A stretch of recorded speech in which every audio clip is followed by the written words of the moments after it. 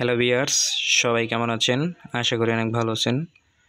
তো এই ফোনটির মডেল হচ্ছে LC7 বা টেকনো স্পার্ক 6 এর।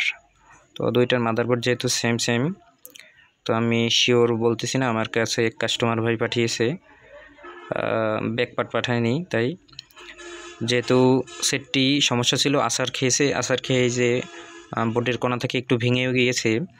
আছাড় খাওয়ার পরে সেটটি ওপেন হওয়ার পরে ডিসপ্লে ঝিরঝিরে আসতো।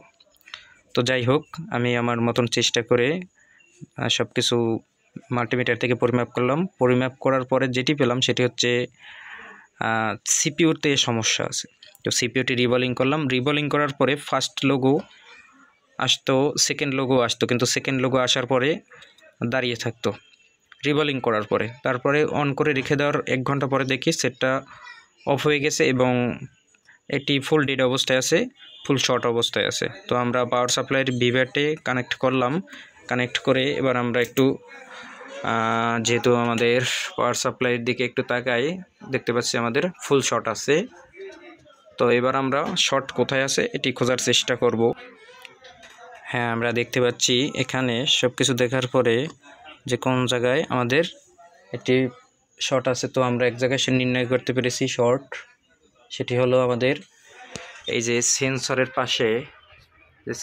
পাশে একটি ক্যাপাসিটার আছে। ক্যাপাসিটারটি ফুল শর্ট, যার কারণে আমাদের ভিভ্যাট লাইনটা শর্ট হয়ে আছে। এই যে ক্যাপাসিটারটা দেখা যাচ্ছে, এই ক্যাপাসিটারটা শর্ট। তো আমরা কতটুকু কী পরিমাণে শর্ট আছে তো বোঝার জন্য আমরা পাওয়ার সাপ্লাই লাইনটি দিলাম আর এখানে এটি রেখে দিলাম। তারপরে আমরা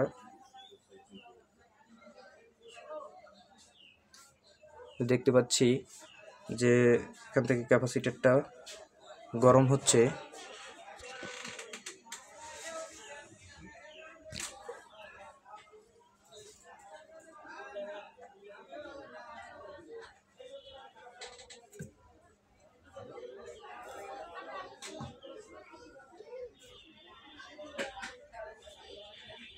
অলরেডি সেটি পুড়ে উঠে গেছে, যেহেতু এই যে ক্যাপাসিটারটি যে এখন আমাদের শর্ট ছেড়ে দিয়েছে।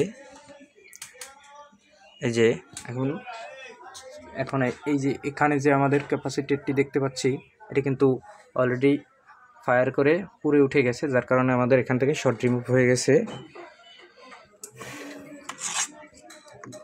এখন আমাদের ফোনটি আশা করা যায় খুব সহজেই রান হয়ে যাবে। ভিউয়ার্স, এই যে দেখেন আমাদের ফোনটি ওপেন হয়ে গেছে।